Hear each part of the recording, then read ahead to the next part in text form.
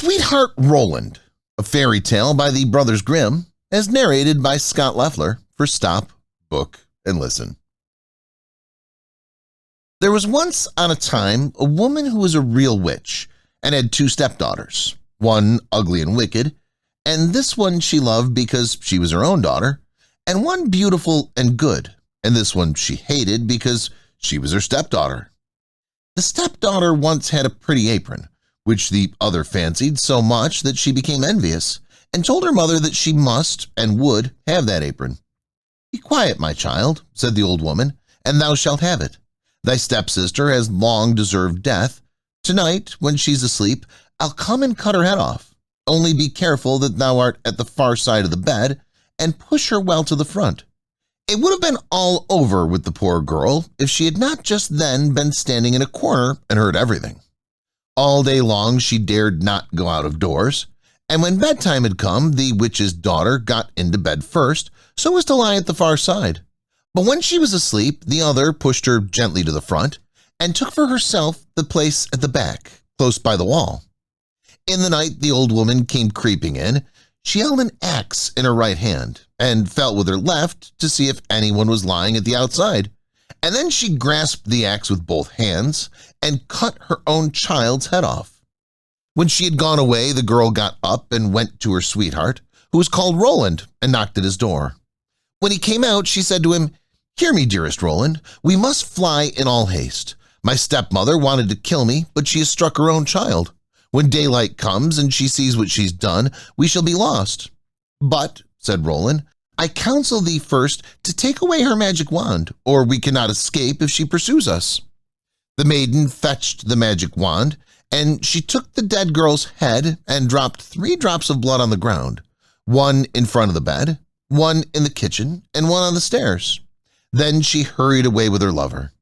When the old witch got up the next morning, she called her daughter and wanted to give her the apron, but she did not come. Then the witch cried, "Where art thou?" "Here on the stairs, I am sweeping," answered the first drop of blood. The old woman went out but saw no one on the stairs and cried again, "Where art thou?" "Here in the kitchen, I am warming myself," cried the second drop of blood. She went into the kitchen but found no one. Then she cried again, "Where art thou?" "Ah, here in the bed, I am sleeping," cried the third drop of blood. She went into the room to the bed. What did she see there? Her own child, whose head she had cut off, bathed in her blood. The witch fell into a passion, sprang to the window, and as she could look forth quite far into the world, she perceived her stepdaughter hurrying away with her sweetheart, Roland. "That shall not serve you," cried she. "Even if you have got a long way off, you shall still not escape me." She put on her many-league boots, in which went an hour's walk at every step, and it was not long before she overtook them. The girl, however, when she saw the old woman striding towards her, changed with her magic wand, her sweetheart Roland into a lake, and herself into a duck swimming in the middle of it. The witch placed herself on the shore, threw breadcrumbs in, and gave herself every possible trouble to entice the duck. But the duck did not let herself be enticed, and the old woman had to go home at night, as she had come. On this, the girl and her sweetheart Roland resumed their natural shapes again, and they walked on the whole night until daybreak. Then the maiden changed herself into a beautiful flower and stood in the midst of a briar hedge, and her sweetheart Roland into a fiddler. It was not long before the witch came striding up towards them and said to the musician, "Dear musician, may I pluck that beautiful flower for myself?" "Oh yes," he replied, "I will play to you while you do it." As she was hastily creeping into the hedge and was just going to pluck the flower, for she knew well who the flower was, he began to play, and whether she would or would not, she was forced to dance, for it was a magical dance. The quicker he played, the more violent springs she was forced to make, and the thorns tore her clothes from her body and pricked her and wounded her till she bled. And as she did not stop, she had to dance till she lay dead on the ground. When they were delivered, Roland said, "Now I will go to my father and arrange for the wedding. Then, in the meantime, I will stay here and wait for thee," said the girl. "And that no one may recognize me, I will change myself into a red stone landmark." Then Roland went away, and the girl stood like a red landmark in the field and waited for her beloved. But when Roland got home, he fell into the snares of another, who prevailed on him so far that he forgot the maiden. Poor girl remained there a long time, but at length, as he did not return at all, she was sad and changed herself into a flower, and thought, someone will surely come this way and trample me down. It befell, however, that a shepherd kept his sheep in the field and saw the flower, and as it was so pretty, plucked it, took it home with him, and laid it away in his chest. From that time forth, strange things happened in the shepherd's house. When he arose in the morning, all the work was already done. The room was swept, the table and benches cleaned, the fire on the hearth was lighted, and the water was fetched. And at noon, when he came home, the table was laid, and a good dinner served.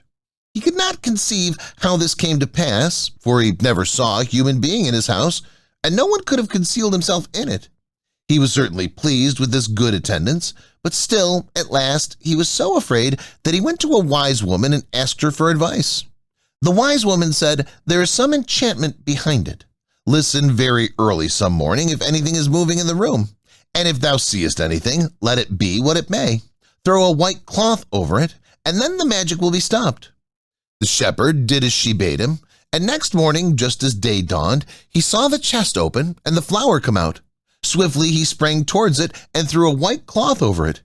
Instantly the transformation came to an end, and a beautiful girl stood before him, who owned to him that she had been the flower, and that up to this time she had attended to his housekeeping.